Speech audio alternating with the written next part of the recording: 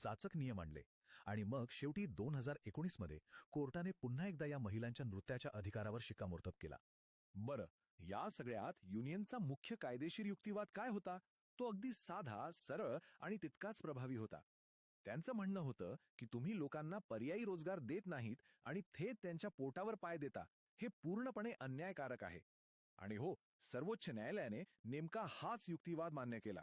आणि मग आला तो ऐतिहासिक क्षण, ज्याने या संघर्षाला एक वेगळीच दिशा दिली. देशाच्या सर्वोच्च न्यायालयाने अगदी स्पष्ट शब्दांत सांगितलं, नृत्य करणे हा एक व्यवसाय असू शकतो आणि तो सन्मानाने करण्याचा अधिकार महिलांना आहे. हे फक्त काही शब्द नव्हते किंवा फक्त एक न्यायालयीन निकाल नव्हता, तर ती या महिलांच्या प्रतिष्ठेवर आणि त्यांच्या कामावर मारलेली एक कायदेशीर मोहर होती. पण एक गोष्ट लक्षात घ्यायला हवी, वर्षा काळे आणि त्यांच्या युनियनचं काम काही फक्त कोर्ट कचेरीपुरतं मर्यादित नव्हतं. त्यांनी न्यायालयाच्या बाहेरही खूप महत्त्वाचं सामाजिक काम उभं केलं.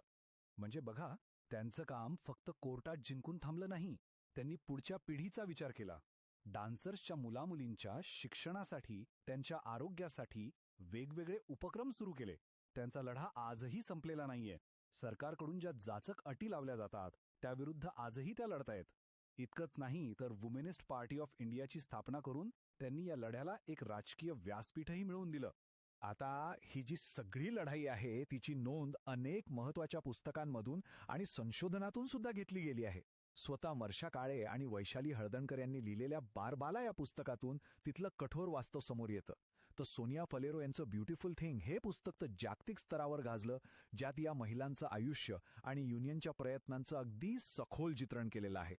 तर मग इतक्या मोठ्या प्रदीर्घ लढ्याचा नेमका वारसा काय राहिला?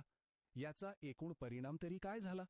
सगळ्यात मोठी आणि महत्त्वाची गोष्ट म्हणजे या चळवळीने एका अशा समाजाला आवाज दिला, एक ओळख दिली, ज्याला मुख्य प्रवाहातील समाजाने नेहमीच दुर्लक्ष केला होता, बाजूला सारलं होतं.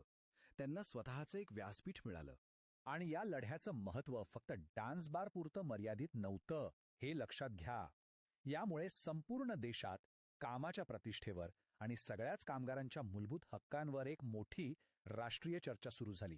एक महत्त्वाचा प्रश्न पुढे आला की कोणताही व्यवसाय छोटा किंवा मोठा नसतो, मग प्रत्येक कामाला, प्रत्येक श्रमाला सन्मान का मिळू नये?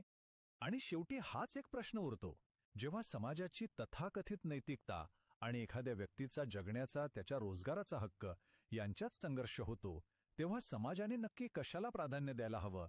हा खरंच विचार करायला लावणारा प्रश्न आहे.